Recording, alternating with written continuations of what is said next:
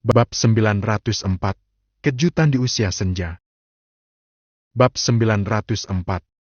Dinara menarik selimut lebih rapat. Jam di dinding sudah menunjuk pukul 11, tapi matanya belum benar-benar mau terpejam. Rumah itu terlalu sunyi dan terlalu besar. Malam ini ia terpaksa menginap karena permintaan Aska. Bukan permintaan yang diucapkan dengan nada memaksa, tapi dengan suara pelan yang sulit ditolak. Alasan utamanya tentu saja Lili. Bayi kecil itu kini tidur bersama papanya di kamar sebelah. Dinara baru saja memejamkan mata ketika suara ketukan pelan terdengar di pintu. Ia tersentak, lalu bangkit cepat dan membuka pintu. Aska berdiri di sana dengan menggendong Lili yang wajahnya merah.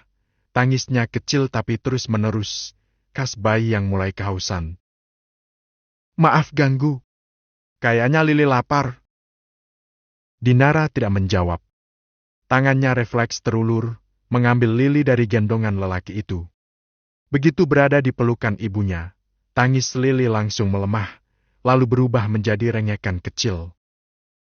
"Aku masuk dulu," kata Dinara singkat. Ia menutup pintu kamar tamu, lalu duduk di tepi ranjang. Dengan gerakan pelan ia memberi ASI untuk putrinya. Aska berdiri di depan pintu yang tertutup, seolah sadar betul batas yang masih berdiri di antara mereka. Beberapa menit kemudian, Lili tertidur kembali. Napasnya kecil dan teratur, jemarinya masih menggenggam ujung baju Dinara. Dinara menghela napas panjang, mengusap punggung putrinya dengan lembut, lalu membaringkannya di ranjang kecil yang sudah disiapkan. Ia menutup lampu, berniat ke dapur untuk mengambil air minum. Kepalanya sedikit pusing, entah karena lelah, atau karena terlalu banyak pikiran. Langkahnya terhenti di ruang keluarga. Aska duduk di sofa, sendirian. Lampu ruang itu redup, hanya satu yang menyala. Ia tidak menoleh, tapi jelas menunggu. "Duduk sebentar," ucap Aska akhirnya, suaranya tenang. Dinara ragu. Namun, setelah beberapa detik, ia melangkah mendekat dan duduk di ujung sofa, menjaga jarak. Hening kembali mengisi ruangan. Aska mengusap wajahnya pelan, lalu menoleh. "Ada yang mau aku bicarakan." Dinara menautkan jemari di pangkuannya. "Bicara apa? Ini tentang masa depan Lili." Dinara membeku sesaat.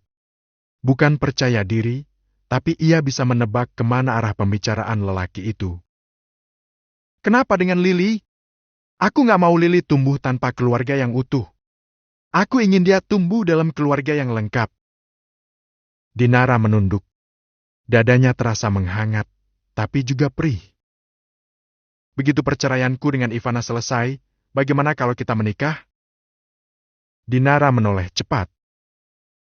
"Tapi, dengarkan dulu," potong Aska, tetap tenang. "Ini semua untuk Lili. Mungkin belum ada cinta di antara kita. Tapi, bukankah cinta bisa tumbuh karena terbiasa?" Dinara terdiam lama. Kalimat Aska tidak dramatis, tapi justru mampu membuat hatinya terasa hangat. "Kamu boleh memikirkannya dulu. Tapi, jawabannya harus iya." Kening Dinara berkerut, ia menatap Aska penuh selidik. Pemaksaan yang lembut, pikirnya. "Aku harus bicarakan dengan kakakku dulu." Aska mengangguk paham. "Kamu boleh pakai Lili sebagai alasan agar mereka setuju. Gak ada anak yang mau hidup di keluarga yang tidak lengkap." Dinara menutup mata sejenak. Wajah Lili terlintas di benaknya. Senyum kecil, napas lembut, tangan mungil yang selalu mencari kehangatan. "Aku akan menunggu jawaban iyamu." Mau tidak mau, ucapan Aska itu menerbitkan senyum tipis di sudut bibir Dinara. "Lili, papamu sangat pemaksa." Keesokan harinya, Aileen dan Alfian berkonsultasi dengan dokter kandungan. Di ruang praktik dokter kandungan, Aileen duduk dengan tangan saling menggenggam. Wajahnya tenang, tapi sorot matanya tak bisa menyembunyikan kegugupan. Alfian duduk di sebelahnya, sesekali menoleh, memastikan istrinya baik-baik saja. Pemeriksaan berlangsung cukup lama. Layar monitor menampilkan gambar samar yang membuat Aileen tanpa sadar menahan napas. Dokter tersenyum tipis setelah selesai memeriksa. Secara usia, memang masuk kategori kehamilan risiko tinggi. Tapi sejauh ini, hasil pemeriksaannya cukup baik. Aileen refleks menoleh kepada Alfian. Janinnya sehat, Dok? Tanyanya hati-hati. Untuk usia kehamilan sekarang, pertumbuhannya sesuai. Tidak ada kelainan yang terlihat. Jawab dokter itu tenang. Ibu juga tidak menunjukkan keluhan serius. Tekanan darah stabil, gula darah normal. Alfian menghembuskan napas panjang, seperti baru saja dilepaskan dari beban berat di dadanya. Hanya saja, lanjut sang dokter, tetap harus lebih berhati-hati. Pola makan wajib dijaga. Kurangi makanan manis, hindari garam berlebihan. Jangan sampai kecolongan karena merasa badan masih kuat. Baik, Dok. Jawab Aileen cepat. Kontrol harus rutin. Jangan telat. Kalau ada pusing, mual berlebihan, atau badan terasa aneh, langsung hubungi dokter. Jangan ditahan. Pesan dokter itu lagi. Boy yang berdiri di dekat pintu mengangguk kecil, mencatat di kepalanya. Ia sudah bersiap sejak awal, vitamin, jadwal kontrol, hingga daftar pantangan. Setelah keluar dari ruang praktik, langkah Aileen terasa lebih ringan. Senyum kecil tak lepas dari bibirnya. Alhamdulillah. Gumamnya pelan. Ma, walaupun dokter bilang aman, tapi tetap harus lebih hati-hati. Ucap Boy, mengingatkan layaknya seorang anak yang posesif. Papa juga jaga kesehatan. Anak nambah soalnya. Insya Allah. Kan ada kamu yang jadi dokternya. Ia menepuk bahu putra kesayangannya itu. Haf nggak kebayang usia segini masih punya dek bayi. Alfian terkekeh. Siangnya, setelah mengantar Aileen pulang dan memastikan semuanya siap, Alfian berangkat ke kantor. Namun, pikirannya masih tertinggal di rumah pada istrinya, dan kehidupan kecil yang kini tumbuh tanpa direncanakan, tapi terasa begitu berarti. Tolong siapkan bingkisan istimewa untuk semua staf. Katanya kepada Meza, sang sekretaris, niatnya sebagai bentuk ucapan syukur atas kehamilan Aileen. Baik, Pak. Tapi, dalam rangka apa? Siapkan saja. Baik. Miza mengangguk patuh tanpa pertanyaan lagi. Wajah sang bos yang terlihat penuh kebahagiaan menciptakan rasa penasaran. Dan sepertinya, ia harus bertanya pada si kecil Bisma begitu bocah kecil itu ikut ke kantor.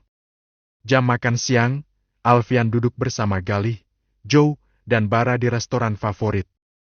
Seperti biasa, obrolan mereka ringan, seputar pekerjaan dan kondisi keluarga masing-masing. Namun sejak tadi, Galih menangkap sesuatu yang berbeda dari wajah Alfian.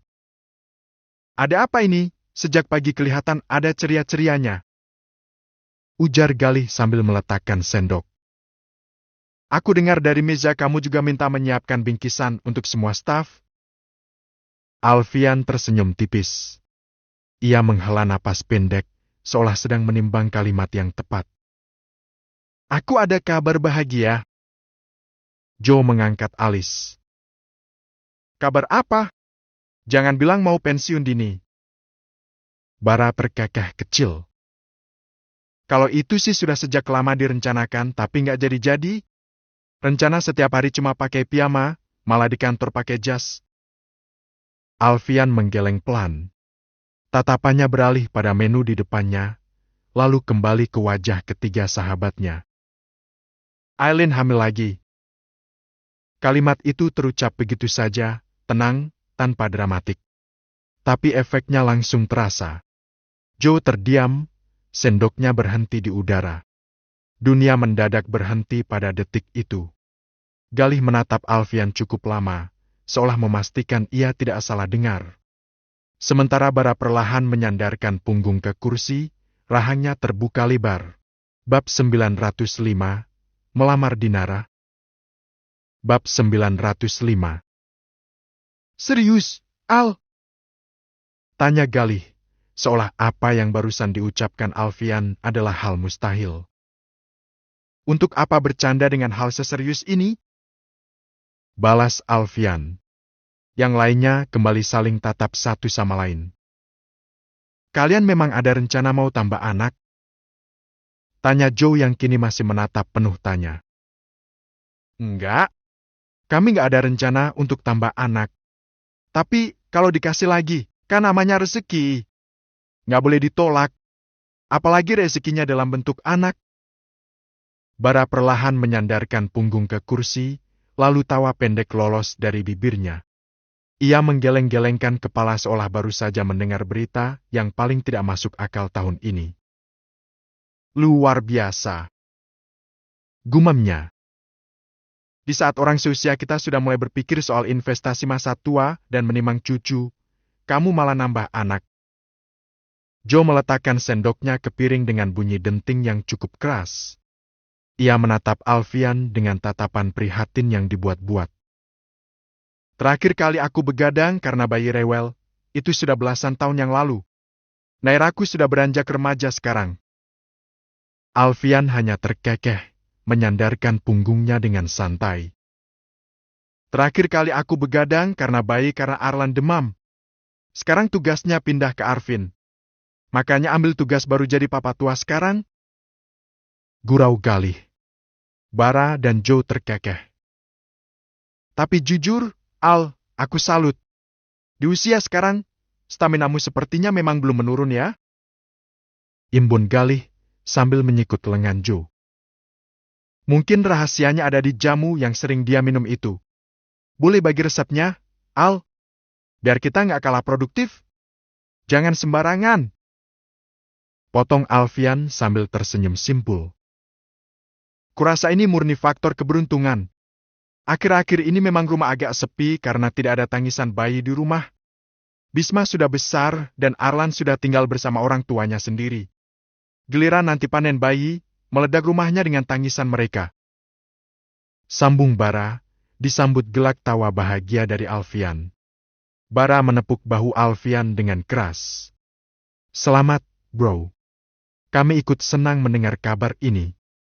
Tapi siap-siap saja, nanti kalau kamu antar anakmu ke PAUD, orang-orang bakal tanya. Eyangnya ya, Pak? Tawa meledak di meja itu. Alfian hanya bisa pasrah menerima serangan demi serangan dari sahabatnya. Tapi di balik itu, ada binar kebahagiaan yang tulus untuknya. Pengalaman pribadi ya? Balas Alfian, mengingat Alzam, anak bungsu Bara masih berusia 1,5 tahun. Skakmat! Joe melirik Bara sambil tertawa. Setelah suasana sedikit mereda, Galih kembali bertanya dengan nada yang lebih serius. Tapi Aileen bagaimana? Alhamdulillah baik. Dokter bilang risikonya memang ada karena faktor usia, tapi sejauh ini semuanya aman. Itu yang paling penting sekarang. Pekerjaan kantor bisa didelegasikan, tapi kesehatan istri nomor 1. Setuju. Sahut Galih singkat. Kabari kalau butuh apapun. Kami siap jadi paman-paman siaga yang hanya mau menggendong saat bayinya sudah wangi habis mandi saja. Kebiasaan bapak-bapak. Kalau anakmu laki-laki, ada kemungkinan mirip Boy yang suka cosplay sesuai situasi dan kondisi. Kalau mirip Brian akan banyak diam sambil ngumpulin fosil tulang. Kalau mirip Bim-Bim kamu siap-siap pusing. Dan kalau mirip Bisma kamu harus siap jadi bahan uji coba penelitian. Gurau Galih. Joe tertawa. Ya. Aku pernah diperban Boy sampai mirip Mumi. Tapi, gimana kalau anaknya perempuan dan mirip Bian? Siap-siap isi dompetmu dikuras. Obrolan siang itu pun berlanjut dengan suasana hangat, penuh dengan rencana-rencana konyol para lelaki itu menyambut anggota baru di lingkaran pertemanan mereka. Setelah makan siang, pikiran Alfian kembali terfokus pada urusan keluarganya yang lain. Kabar dari Aska mengenai niatnya untuk menikahi Dinara sudah sampai ke telinganya. Dan sebagai paman sekaligus pengganti mendiang ayahnya, Alfian merasa perlu memastikan segalanya berjalan dengan benar. Sore harinya, Aska mendatangi kantor Alfian. Ia tidak datang sebagai rekan bisnis, melainkan sebagai seorang anak yang sedang meminta restu. Aska duduk di hadapan Alfian dengan sikap tegap. Di atas meja kerja Alfian, beberapa berkas masih terbuka, namun perhatian Alfian kini sepenuhnya tertuju pada keponakannya itu. Aku sudah bicara dengan Dinara semalam. Buka Aska tanpa basa-basi. Alfian menyandarkan punggung, melipat tangan di depan dada. Dan apa jawabannya? Dia bilang harus bicara dengan kakaknya dulu. Tapi secara tersirat, dia tidak menolak. Jawab Aska tenang. Bagaimana Dinara bisa menolak? Aska hanya memberi dua pilihan jawaban, iya atau iya. Alfian menghela napas panjang. Ia menatap Aska dengan sorot mata tajam namun bijak. Kamu tahu kan, Aska, dalam hal ini posisi Dinara ada di tempat yang paling sulit. Dia sudah cukup menderita dengan statusnya selama ini. Kalau kamu menikahinya hanya karena kasihan pada Lily, atau hanya supaya Lily punya status hukum yang jelas, lebih baik pikirkan lagi. Aku ini semua memang untuk anakku. Potong Aska cepat. Tapi, aku juga ingin Dinara ada di sisiku. Aku ingin kami membesarkan Lily bersama dalam satu rumah. Alfian terdiam sejenak, menimbang kesungguhan di mata Aska. Sejujurnya, ia pun ingin Dinara mendapatkan kebahagiaan yang layak. Ivana bagaimana? Urusan perceraianmu belum ketok palu sepenuhnya, kan? Tanya Alfian mengingatkan. Pengacaraku sedang mengurus semuanya. Begitu surat perceraian kami keluar, aku ingin segera meresmikan hubunganku dengan Dinara. Nggak perlu pesta besar kalau dia nggak mau, yang penting sah. Alfian mengangguk pelan. Bicaralah baik-baik dengan keluarganya. Kamu tahu sendiri, Maira dan Zain sangat protektif pada Dinara. Kalau kamu bisa meyakinkan kakaknya, maka jalannya akan lebih mudah. Aku akan datang ke rumahnya begitu urusanku dengan Ivana tuntas. Ucap Aska tegas. Bagus, nak. Bertanggung jawablah untuk perbuatanmu. Semoga dengan begini dosamu bisa terampuni. Tak butuh waktu yang cukup lama, gugatan perceraian yang dilayangkan Aska disetujui pengadilan. Bukti kejahatan yang dilakukan Ivana menjadi pertimbangan utama. Akhirnya, Aska bisa bernapa lega. Tidak perlu banyak drama untuk mengakhiri. Walaupun Ivana sempat menolak, tetapi semua bisa diatasi. Dan hari ini, di kediaman Zain, suasana terasa sedikit formal saat Aska duduk di ruang tamu bersama Alfian, Aileen dan Mama Yuni. Dinara sendiri duduk di sudut sofa, lebih banyak menunduk sambil memainkan jemarinya, sementara Lily sudah terlelap di kamar. Maira menatap Aska dengan tenang, namun ada ketegasan dalam suaranya. Jujur saja, sebagai kakak aku hanya ingin Dinara bahagia. Kalau kamu menikahinya, apa kamu bisa menjamin dia akan diterima dengan baik dan gak akan diusik orang dari masa lalumu? Aska menoleh ke arah Dinara sejenak, lalu kembali menatap Maira. Dinara adalah ibu dari anakku. Dia masa depanku. Aku gak akan membiarkan siapapun, termasuk keluargaku sendiri merendahkannya. Dinara mengangkat wajahnya, menatap Aska dengan tatapan yang sulit diartikan. Ada rasa haru yang mulai merayap di dadanya. Sebenarnya, semua keputusan ada pada Dinara. Kami hanya bisa mendukung. Ucap Zain. Dinara? Panggil Alfian lembut. Semua keputusan ada di tanganmu. Kamu yang akan menjalani hidup dengan Aska. Apakah kamu siap? Dinara menarik napas dalam, mencoba menenangkan debaran jantungnya. Ia menatap satu persatu wajah orang-orang di ruangan itu dan berakhir pada Aska. Ucapan Aska beberapa waktu lalu terngiang di ingatan. Aku tunggu jawaban iyamu. Ingatan itu membuatnya menarik napas panjang. Demi Lily. Ucap Dinara pelan. Aku bersedia. Aska tampak mengembuskan napas lega yang sangat panjang, sementara Alfian tersenyum tipis sambil mengusap bahu keponakannya. Alhamdulillah, atau sekarang kita tentukan tanggalnya. Tunggu! Apa-apaan ini? Suara lantang yang berasal dari pintu membuat semua orang menoleh.